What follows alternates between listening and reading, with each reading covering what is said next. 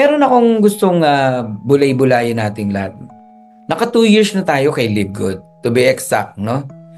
I joined January 18, 2023. So, 2024. January 2025, 2 years na tayo. Ibig sabihin, going to 3 years pa lang tayo, no? Sa 2 years, ang dami nangyari. Alam nyo yan, no? Even sa inyo po, na naka 1 year pa lang, o naka 6 months. Marami na nangyari, ha? Sa mga talagang seryoso rito, ha? Hindi yung naghihintay lang, ha? Okay, ito yung gusto kong bulay-bulayin natin. Ano lang, tignan lang natin, ha? In the next 3 years, no? Ibig sabihin, 23, 24, 25, 26, 27. By year 2028, ano kaya ang Live Good, no? Try lang natin bulay-bulayin. In terms of numbers, ng subscription, ng subscriber, ilan na kaya? Products, ano na kaya yung mga produkto meron tayo? Ito lang, ilang products yung binanggit ni Coach Janet, no? Na galing kay Ben, kay Ryan Goodkin, no? 2028 ang binabanggit ko. Pangatlo, okay? Meron na kayang kumikita ng yung 2x12 o 2x15, let's say yung $16,000 every month in terms of matrix. Or, sabihin natin, 8,000. Wag matching, ha? Yung matrix lang. May nag-8,000 na kaya? Or, kahit sige, 4,000 na lang. May nagpo $4,000 na kaya by 2028 ang tinutukoy ko po. And isa pang tanong ko, think about it, no? Ikaw, na seryoso, ha? Ask yourself, no? How much your income in Live Good by 2028? Nakikita nyo. Pwede nyo lagyan kasi ng percentage, no? Hanggang 2028. Kahit sabi mo nagsisimula ka pa lang ngayon, okay? Magkano nakikita mong earnings mo every single month by year 2028? Yan yung mga gusto kong bulay-bulay natin, Coach Janet. Progress at ano si Live Good by 2028? Ilan na kaya, no? Ngayon pa nga lang, may TV ads na tayo, no? Ano pa kaya ang mga pwedeng ilabas ni Ben? No? Ano pa kaya yung mga pwedeng mangyari dito kay Live Good? Ako nakikita ko pa rin yung yung bibili ka ng plane ticket, hotel accommodation, products natin dito sa Live Good. Ako yun na isang gusto kong makita talaga. Nabibili ka ng apparel, literal na apparel, no? Like shoes, bags, or kung ano man. Nasa loob ng site ng Live Good. Gadget, yan, no? Ako, pinangahawakan ko pa rin to, Coach Janet, eh. I don't know, yung nakikinig sa atin dito, no? Kasi binanggit din ni Nauder yan, no? Kahit nung 2023 pa, binanggit na ni Nauder yan. Ano na nai-imagine nyo? Coach Janet, kayo, ano nakikita nyo by 2028? Ako, Coach Fernan, the mere fact na binanggit uli ni Ben, the latest Firestarter, na sabi niya, literally, we are a Costco membership. Sinabi niya. So, alam niyo po, ihalin tulad niyo lang ang Costco sa SNR kung ano yung nakikita niyo, possible na, the possibility, and we are ready for that. And with all the excitement na sinasabi ni Ben, if you want to connect the dots, no, i-connect mo yung dots. I'm not running any company. This will be my last company. We are literally a membership model. You have to get your friends and everybody to have a position in Live Good. And when we talk of position, na sinasabi niya, we are talking about a position in the matrix. So, yun na yun. And iba pa yung sa affiliate. So, just imagine kung nanamnamin mo ang bawat sinasabi ni Ben and yung passion nila and talagang passion-driven sila, ma-excite ka talaga. No way, Jose, na mag-quit ka. Kasi alam mo kung saan ka papunta. Ngayon, kung mainipin ka, I am sorry. But then, if you really want to have a long-term business, ito na yung hinihintay mo. O bumalik ulit tayo kay Amazon, bumalik ulit tayo kay Netflix. Wala silang affiliate program. Bakit si Ben confident siya? Because we are already 1.8 million strong.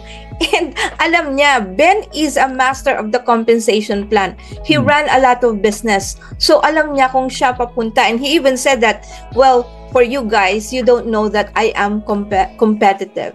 You don't know that, sabi niya. So, ibig sabihin, talagang ready siya for scalability. And he is hands-on. Now, kung ito pa, Coach Fernan, kaya masasabi natin na long-term dahil 80% ang binabalik ng company. The reason sasagutin ko din po kasi yung mga iba, they are deceived with bakit wala tayong car incentive, wala tayong trip. Kasi nga, wala nga tayong overpriced product. Yes. Yung mga companies na nagra-run dyan, sinabi ni Noder, Coach, di ba? At saka kaya sila nagpapa-car incentive, nanggagaling din yun doon sa pinatong na price doon sa product. Private jet pa nga binabalik ni Ben Glinsky para sa owner may-ari, di ba? So doon nyo na lang tignan na very simple sila CEO naka-t-shirt lang and hands-on.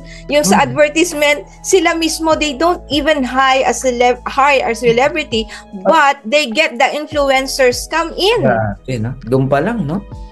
So, doon nyo na lang tignan, and tayo, endorser. So, imagine, may TV ads, may radio ads na pag narinig. May pera name talaga. Recall. Name recall. Yes, name recall. Hindi dinadaan sa bihis. May pera talaga para magbayad ka ng ads. Oy, nako ha. Balikan nyo kung paano nagsimula tong mga binabanggit natin na company na sinusundan ng LiveGood, Costco, yung mga SNR na yan. Ano tingin nyo?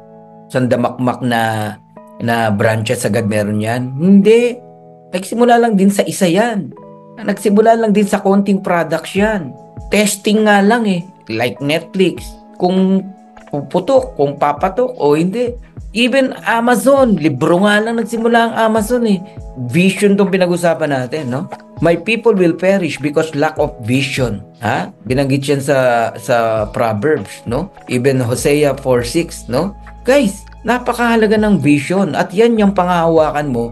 Kaya ka tatatag dito, kaya ka kakapit, kaya mo itutuloy ang subscription mo, kaya hindi mo siya pababaya, kaya hindi mo siya hayaang malalaglag. Ito yung isang nakikita ko, Janet. For sure, gagawin to nila Ben. Darating ang time, meron silang sariling courier. Sila na magpapadala. Kasi 200 countries to Hindi na sila makikipag-ugnayan sa DHL o kung kanino man. Yan ang isa sa tingin ko na gagawin din nila. Na kung saan, other company nila yan nakikita na magkukuha ng mga items natin para ma-deliver from different countries, from different places. Another income na naman yun ng LiveGood. Sariling aeroplano to deliver the products. So yan, nakikita nyo ba yan? Yung binanggit na SNR one day, pwede magsimula muna sa isa. Kasi ang sagwa naman kung style SNR agad tayo, ang produkto natin, yan pa lang.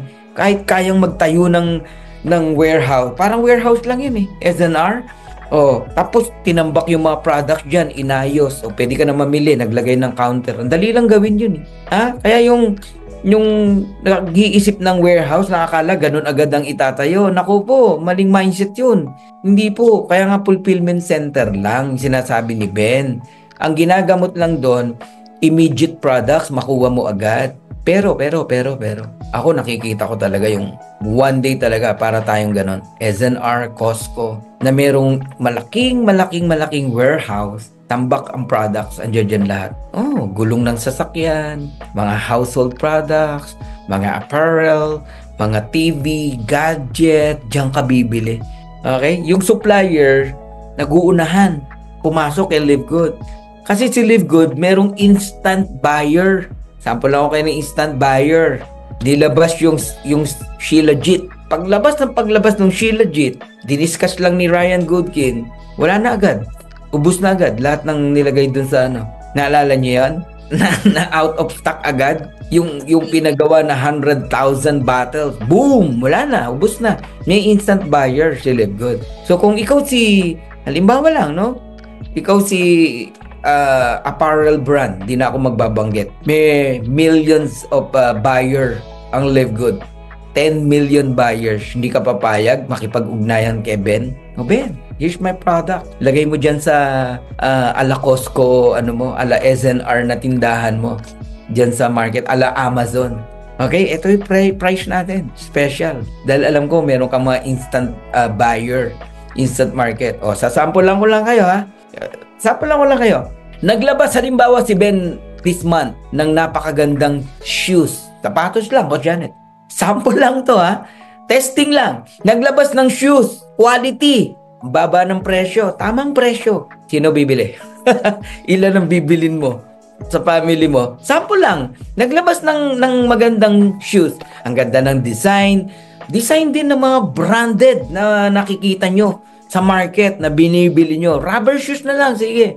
Pero quality talaga. Tapos ang presyo, ang ganda.